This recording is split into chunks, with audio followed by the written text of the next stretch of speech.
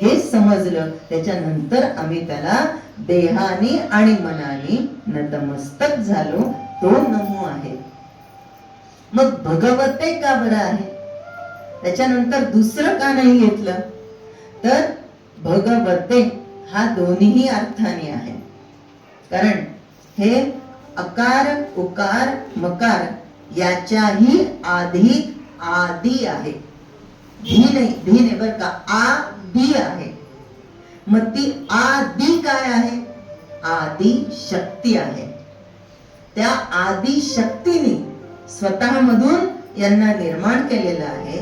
स्वतःची वेगवेगळी रूप धारण केलेली आहेत. देवी भागवतामध्ये पण संदर्भ येतो.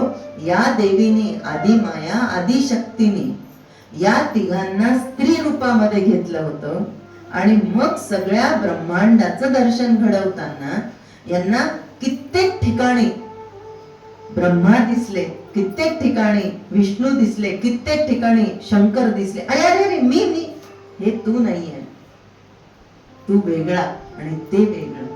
पण हे सगळं निर्माण करणारी कोण होती? ती आदी होती.